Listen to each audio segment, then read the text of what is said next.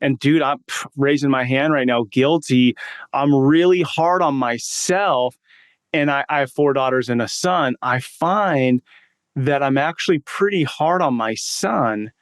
And I think it's because I'm hard on myself, but I don't need to be hard on him in the same way I am on myself. Something you said just gave me chills because I think that we hear the word speak truth a lot. But the way that you said it, and what I'm reading is the context was not, hey, I really need to speak truth to my wife and basically tell her where she needs to be fixed and stop acting like an idiot and not care how she feels about me telling her that. That's not what you meant.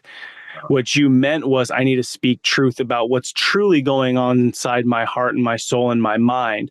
Like, where are the hidden things? Where are the dark things?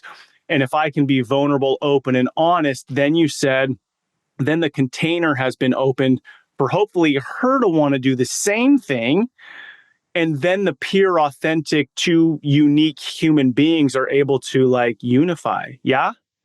Yeah, absolutely. Oh, Absolutely. dude, the freaking Absolutely. speak truth that we hear everywhere is bullshit. And it's a thing to hide behind why we're being judgmental and being judges to others versus looking inward, right? The whole like, you want to take the log out of your brother's eye before you look at the speck in your own. And if I can look at the speck in my own and be open and honest about that speck, then my brother or my wife or whoever will, over time, be willing to do the same. Yeah, absolutely. Yeah. Ugh. And one of the things I found out with this exercise is you have to 100 times yourself, right? So what I mean by that is like the non-negotiable things in the morning, the personal development, the Mm-hmm. sitting the ego and the pride to the side and constantly being the warrior that's taking negative energy and like having that common goal in mind. Like you have to 100 times yourself come back to the home, and then you have a small opening window, right, to have that happen. Like, Hmm. and that's the way I look at it. Maybe I'm a little bit of a hard charger, how we do as superhuman fathers. Like, we go like there's no limitations here. Like we're Hmm. trying to elevate everyone around us. We do the most, we need the least, but we do the most for the people around us. It has nothing to do with that. It's absolutely selfless, and that's what I represent. But I'm also representing my kingdom to come, my wife, my kids, my legacy, through that. So that's it, man. That's it. That's 100 good. times yourself, you go out and do hard stuff. But sometimes the hard stuff isn't necessarily tangible on what we think it is, right? Sometimes the hard things aren't something you're actually pushing. It's like the shit that you got to avoid. It's like the Hmm. stuff that you actually got to set to the side. It's not time for an ego or pride thing. It's Hmm. time to shut up and listen to your wife, be open, right? And Yeah. so a lot of times as men, we can be hard headed, prideful, just ask our Yeah. Yeah. wives, right? Yeah, for And we sure. gotta we gotta work hard to open that space up sometimes. But when we can, and we can sharpen the sword to have the soft heart to put it there on the altar with our wife, possibilities are endless, brother. Yeah. Possibilities are endless. Possibilities are endless. Mm. Yeah, I love that our capacity for love is we don't understand, like it's limitless, right? There's a lot of capacity in other areas of our life. Like I only have 24 hours today, which I could really maximize, but there's no capacity to my love. Like it continues to expand. Uh, I love that. As you think about the different stages of fatherhood you've gone through, what's something that you've learned about yourself through the process of being a father?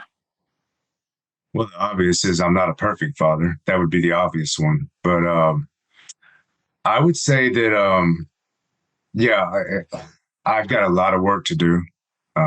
There's a tremendous responsibility, but to actually pinpoint your question, uh, it, besides that, and I hold the utmost responsibility to be a father, man. Hmm. I don't know how to answer that right now, to be honest with you, because I'm so hyper focused right now on continuing to do that, as we speak right now. So I'd have to think about that for a minute. Yeah, I mean, it sounds like you've learned that there's no end and that it's a continuous learning. So, a question I heard asked elsewhere that I'll ask you because of your answer is, what's something you've changed your mind on as in being a father? So, is there anything that comes to mind? Like, you've been a father for 20 years, and I think we might get set in our ways sometimes as dads, like, oh, it's this way, this is how it is. Is there anything you can think back to go, man, I used to be really hard headed about this thing, and I no longer am? Yeah, I would say one of the things, especially with my oldest son, is that, like trying to live too much vicariously through him, like he's in a direct Oh, extension of me, right? yeah. Okay. So like being too hard on them when that child is an individual human being, even though Mm. he is part of me, trying to actually realize and give that time to kind of figure out what that is. Like this child needs positive affirmations, even though I might want to be hard on this individual. I'm his Oh, dad. I've got to yeah. be this child needs positive affirmation, right? So like Hmm.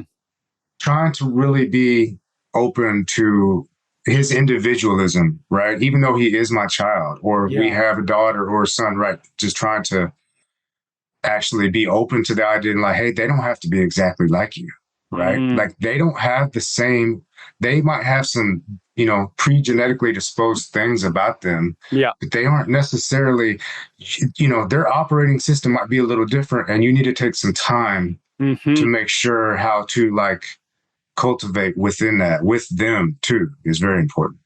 Ooh, what an incredible opportunity for dads to be a part of helping another human, right? One that's half of you, cultivate things that are true about them.